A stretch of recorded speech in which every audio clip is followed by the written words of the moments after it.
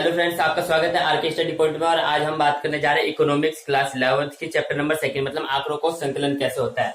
मतलब class 11th की, इसकी क्लास 11th की बात करेंगे हम, ठीक है।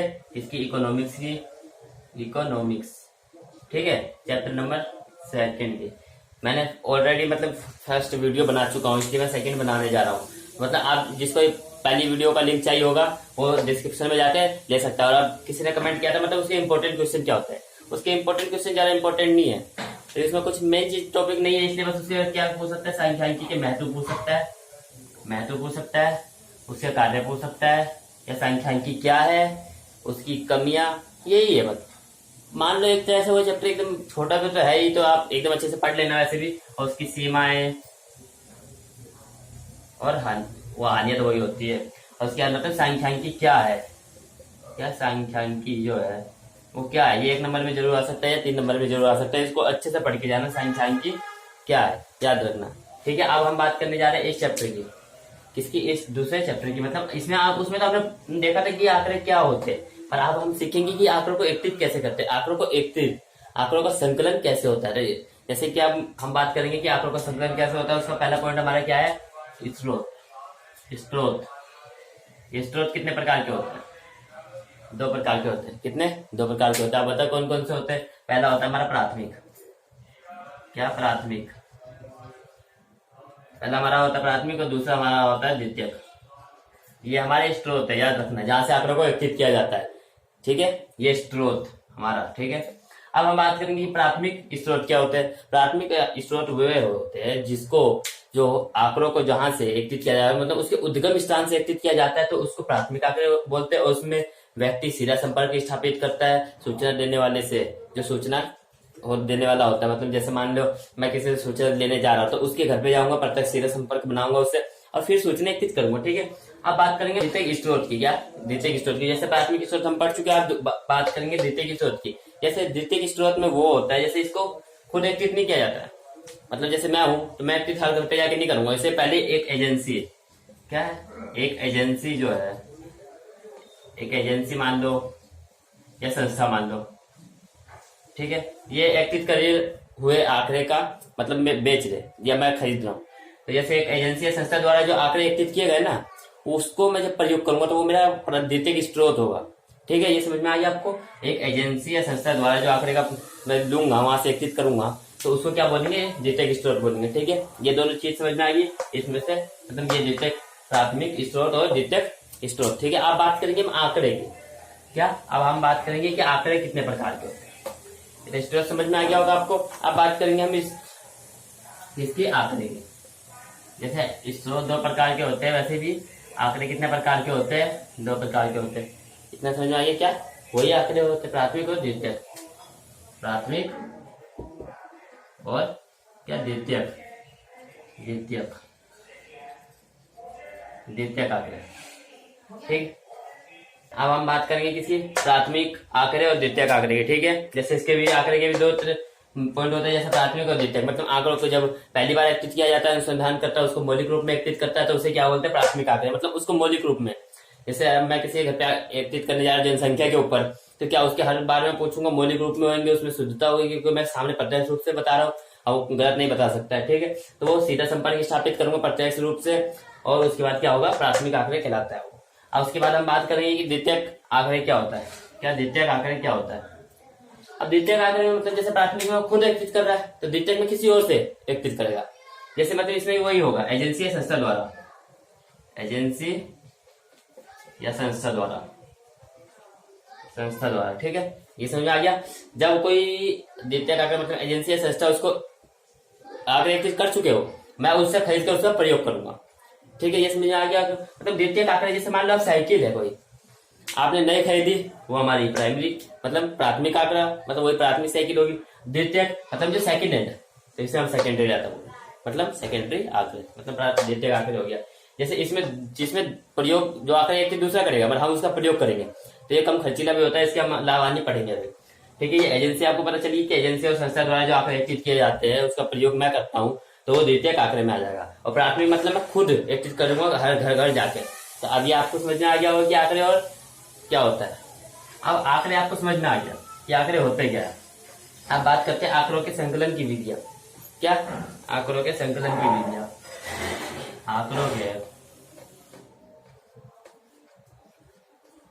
जो संकलन की विधियां है, क्या? संकलन की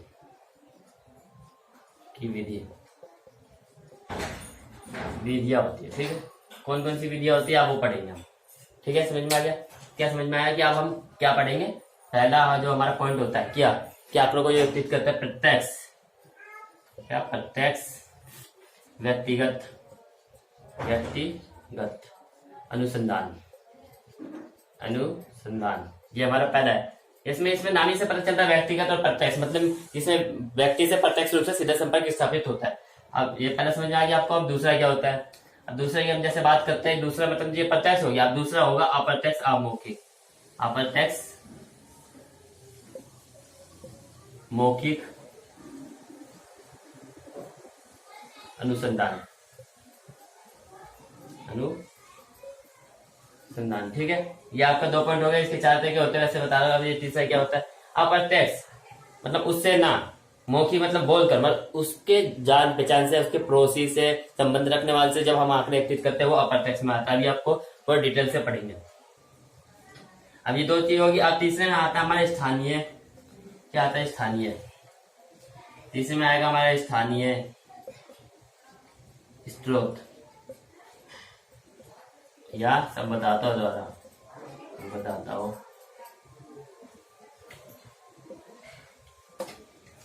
या क्या? संवाददाताओं द्वारा।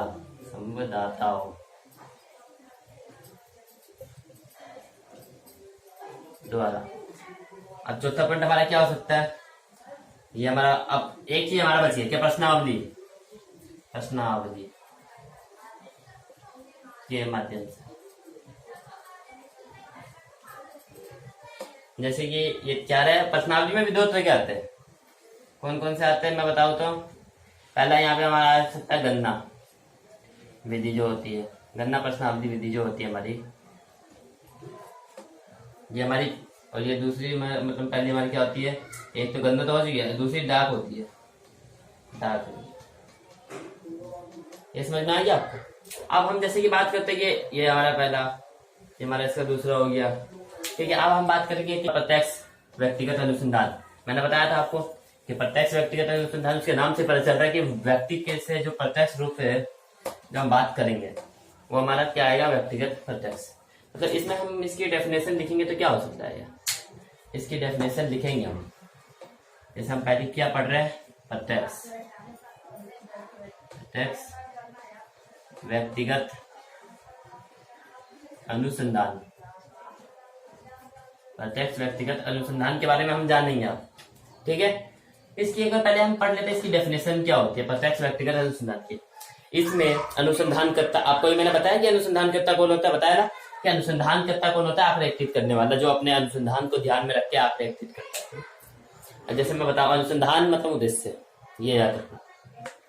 जो प्रत्यक्ष व्यक्तिगत अनुसंधान होता है, इसमें व्यक्ति प्रत्यक्ष रूप से घर घर जाकर आंकड़े एकत्रित करता है। इसमें व्यक्ति सीधा संपर्क स्थापित करता है। ठीक है, ये समझ में आ गया आपको क्या होता है प्रत्यक्ष व्यक्तिगत अनुसंधान? मतलब आप अपनी तरफ से बना के लिख सकते हो, मतलब ये हेडिंग मत भूलना, क्योंकि हेडिंग पे ही आपको नंबर मिलेंगे इकोनॉमिक्स में, क्लास 11th के अंदर। क्योंकि 10वीं तक आप जो मर्जी लिख देते थे, 11th में नहीं, 11th में आपको हेडिंग तो लिखनी पड़ेगी सेम। इसमें आप चेंजेस नहीं कर सकते, मतलब डेफिनेशन में कर सकते हैं। यदि कहीं आपको किसी ने किसी भी चीज की डेफिनेशन दे रखी है और उसके अंदर आप चेंजेस करते हो तो आपके नंबर कर सकते हैं। जैसे आप किसी का नाम लिखते हो कि केसरी ने ये लिखा है, तो आप उसके अंदर चेंजेस नहीं कर सकते। मगर कहीं नाम लिखे बिना कोई ये डेफिनेशन लिखते हो तो आपको नंबर नहीं कट सकते, मतलब मिलेंगे। अब जैसे मैंने आपको बताया प्रत्यक्ष व्यक्तिगत अनुसंधान में क्या होता है, इसमें व्यक्ति प्रत्यक्ष रूप से सीधा संपर्क स्थापित करता है सूचना देने वाले से और आंकड़े एकत्रित करता है। ठीक है, इसका फायदा क्या हो सकता है? पहले गुण, पहले उपयुक्तता। क्या उपयुक्तता, कहाँ उपयुक्त हो सकता है? ठीक है, पहले उपयुक्तता पढ़ेंगे, इससे गुण पढ़ेंगे और इसके अवगुण पढ़ेंगे। ठीक है, समझ में आई आपको हम क्या क्या पढ़ेंगे? अब हम पहले बात करेंगे उपयुक्त कहाँ हो सकता है। एक बात बताओ, जब व्यक्ति प्रत्यक्ष रूप से मतलब हर एक घर पे जाएगा तो क्या बहुत बड़ी जगह पे, मतलब विस्तृत क्षेत्र पे वो जा सकता है? नहीं, क्योंकि वो ज्यादा टाइम नहीं हो सकता। तो पहला हो सकता है हमारा ये सीमित क्षेत्र, ठीक है, ये पहला हो गया हमारा। दूसरा क्या हो सकता है, जहां आंकड़ों को गुप्त रखना, आंकड़ों को गुप्त रखना हो, समझा, समझे, जहां आंकड़ों को गुप्त रखना हो, मतलब क्या, जहां आंकड़ों को गुप्त रखना हो, किसी और को पता ना चलने देना हो, तो आप खुद जाओगे उससे आंकड़े एकत्रित करना। तीसरा पॉइंट क्या हो सकता है, जहां सीधा संपर्क व्यक्ति से करना हो आप, ठीक है, सीधा संपर्क स्थापित करना हो व्यक्ति से, मतलब सूचना देना वाले व्यक्ति से। सीमित क्षेत्र आंकड़ों को, जहां आंकड़ों की मौलिकता अधिक जरूरी हो या शुद्धता, मान लो शुद्धता लिखते हैं, शुद्ध होने चाहिए आंकड़े, शुद्धता की आवश्यकता होगी हमारे को, ताकि वो आंकड़े शुद्ध होने चाहिए, और किसी चीज के लिए हम एकत्रित कर रहे हैं तो आंकड़े सही होने चाहिए, एकदम अच्छे होने चाहिए, शुद्ध होने चाहिए, मौलिक भी होने चाहिए, ठीक है, यहाँ पे हम मौलिक भी लिख सकते हैं, क्या मौलिक भी, ठीक है, हमारे पास ये हमारा क्या था, उपयुक्तता, मतलब कहाँ का उपयुक्त होगा ये आंकड़ा, ठीक है, प्रत्यक्ष व्यक्ति का, मतलब जहां जहां आंकड़े एकत्रित कर सकता है। जैसे सीमित क्षेत्र के लिए आपको समझ में आ गया। इससे गुण क्या होता है ये बताओ, इससे गुण में क्या होगा, पहले ये आंकड़े क्या होंगे, पहले हमारा ये शुद्धता, शुद्धता मतलब आंकड़े जो हमारे होंगे वो शुद्ध होंगे। दूसरा क्या होगा, विश्वसनीय, विश्वसनीय मतलब जो आंकड़े होंगे उस पर हम विश्वास कर सकते हैं, क्योंकि हम आंकड़े एकत्रित करने गए, खुद आंकड़े एकत्रित करने गए, किसी और के द्वारा नहीं, हम आंकड़े खुद करने गए। जब विश्वसनीय तो मतलब हम आंकड़ों को विश्वास कर सकते हैं कि हम पूछ रहे वो बता रहा था, वो विश्वास करने योग्य होते हैं वो आंकड़े, ठीक है, विश्वसनीय हो गया। तीसरा हमारा मौलिकता हो गया, मौलिकता हो गया, ठीक है। अब ये तीन चीज हम जान चुके हैं क्या क्या होता है, ठीक है। अब हम किसकी बात करेंगे, किसकी बात करेंगे हम, ये तो हमने तीन चीज पढ़ ली, इसके बाद और भी देख सकते हो आप, जैसे कि आप मतलब ज्यादा इंपॉर्टेंट नहीं है, इसके दो या तीन पॉइंट भी लिख दोगे तो आपको नंबर मिल जाएंगे, क्योंकि ये मेन है कि शुद्धता होनी चाहिए, विश्वसनीय हो, मौलिकता हो आंकड़ों में। उसके बाद जो हम आंकड़ों का जो अवगुण पढ़ेंगे, इसके अवगुण मतलब डिमेरिट्स क्या होते हैं, ये मेरिट्स है, ये सुटेबिलिटी है इंग्लिश में बता दो, ठीक है। अब हम बात करेंगे क्या, शुद्धता, अवगुण मतलब इसकी हानि भी आप देख सकते हो क्या होती है इसकी हानि, ठीक है।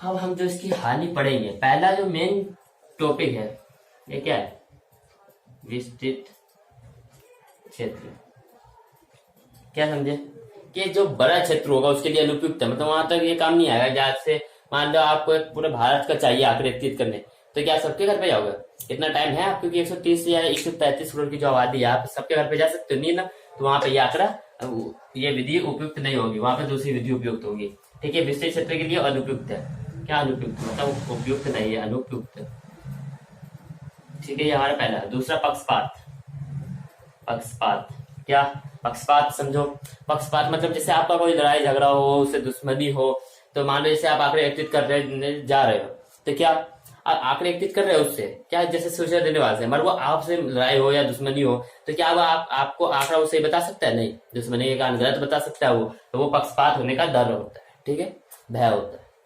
जिससे कि आंकड़े गलत हो सकते हैं। दूसरा पॉइंट। तीसरा क्या हो सकता है बताओ, जब विस्तृत क्षेत्र हो सकता है, शुद्धता हो सकती है, मौलिक हो, इसमें एक बात याद रखना, विस्तृत क्षेत्र के लिए अनुपयुक्त पक्षपात हो चुका है, जो हमारा जो तीसरा पॉइंट है। तीसरा पॉइंट क्या है इसका, तीसरा पॉइंट हो सकता है, क्या हो सकता है, ये ध्यान लगाओ कि अधिक खर्चीली होती है, ये क्या, अधिक खर्चीली मतलब इसमें समय भी अधिक खर्च होता है हमारा, समय तो अधिक खर्च होगा ही, क्योंकि आप हर एक घर पे जाओगे तो इतना समय थोड़ी है कि आप एक एक घर पे जाओगे तो समय अधिक खर्च होगा। धन, अब हर एक घर पे जाओगे, खाना पीना खाओगे, कितना टाइम लगाओगे, गाड़ी से जाओगे, पैदल जाओगे, तो धन भी खत्म होगा। उसके बाद हमारा जो समय भी खत्म होगा, धन भी खत्म होगा, मेहनत भी लगेगी बहुत ज्यादा, तो ये अधिक खर्चीली होती है, समझ गए कि अधिक खर्चीली, समय अधिक, ये तीन पॉइंट मैंने आपको बता दिया। और एक और बात इसमें एक और ऐड कर सकते हो क्या, कि मान लो आप आंकड़े एकत्रित करने जा रहे हो, तो क्या आप उसमें चेंजेस कर सकते हो ना, वो चेंजेस इसमें आएगा आपका, मतलब एक और लिख सकते हो, एक रूपता, और पांचवा क्या होगा हमारा, वो हो सकता है लोचदार या लोचशील। अब इन दोनों का मतलब बता दूं मैं पहले, कि जो एक रूपता होता है, एक रूपता मतलब एक जैसे आंकड़े, आप आंकड़े एकत्रित करने जा रहे हो तो सारे आंकड़े एक ही तरह के होंगे, ठीक है, तो वो एक रूपता का भाव होता है, मतलब एक रूपता होती है, अभाव नहीं होता है। अब लोचशील क्या होता है बताओ, लॉस मतलब जिसमें चेंजेस कर सकते हैं, मतलब बदलाव कर सकते हैं। जैसे मैं आंकड़े व्यतीत करने जा रहा हूँ, वो उसको ठेस पहुंचा रहे हैं, मतलब वो उसका पर्सनल मैटर है, उसमें वो आंकड़े वो उसका आंसर नहीं बताना चाहते, तो हम क्या करेंगे, उसको लॉस मतलब उसको हम सीधा कह देंगे, मतलब उसमें हम दूसरा प्रश्न पूछ लेंगे उसके बदले, मतलब पूछेंगे 5 ही, मतलब दूसरा प्रश्न उसमें लोचशील, मतलब उसमें बदलाव कर सकते हैं हम। ठीक है, इसके हम पहले चीज पूरा पढ़ चुके हैं। ठीक है, याद रखना। अब हम बात करेंगे किसी दूसरा पॉइंट। दूसरा पॉइंट हमारा क्या हो सकता है, ये बताओ। दूसरा पॉइंट पढ़ने से पहले मैं एक और मेन टॉपिक बताना भूल गया आपको, कि जो हमारा आंकड़े है उसके अंदर डिफरेंस क्या होता है। ठीक है, अब हम डिफरेंस की जो बात करेंगे, क्या किसके अंदर डिफरेंस की बात करेंगे हम। पहला क्या होगा हमारा प्राथमिक आंकड़े, और यहाँ प्राथमिक आंकड़े, और ये जो हमारा होगा द्वितीयक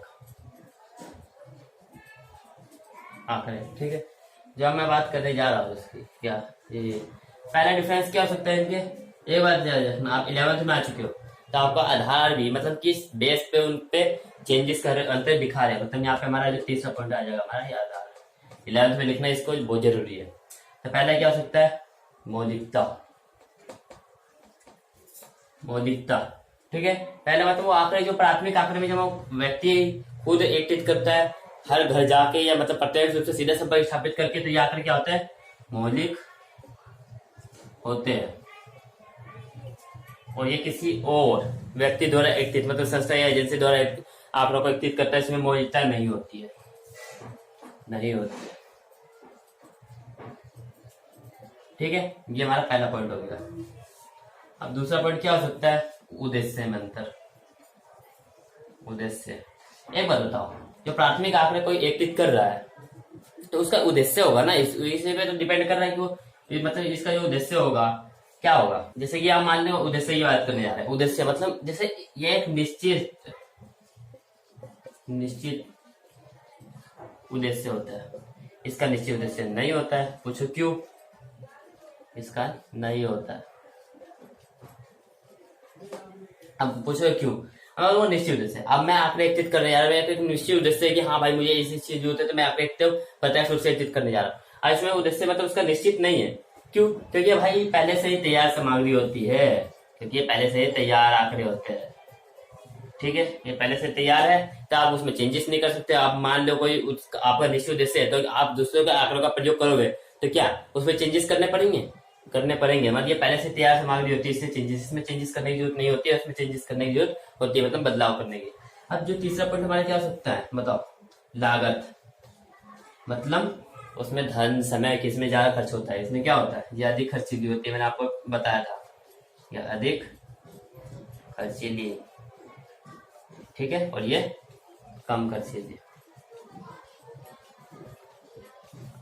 ठीक है, जैसे मैं लिख रहा हूँ वैसे मत लिखना, आप इसको पूरा एक्सप्लेन करके लिखना, क्योंकि मैं वीडियो बना रहा हूँ और आपको समझाने के लिए उतना टाइम चाहिए। मतलब उसको एक्सप्लेन करने लग गया तो फिर आपको वीडियो ज्यादा लंबी हो जाएगी, और जिससे कि मतलब आप उसे अच्छे से समझ नहीं पाओगे, क्योंकि मैंने पूरा एक्सप्लेन कर दिया है। आप उसको नोट डाउन कर सकते हो। जिसको भी कोई नोट या नोट्स चाहिए वो मेरे व्हाट्सएप नंबर पे कॉल कर सकता है या मैसेज कर सकता है। ठीक है, मैं उसे नोट्स दे सकता हूँ अपने।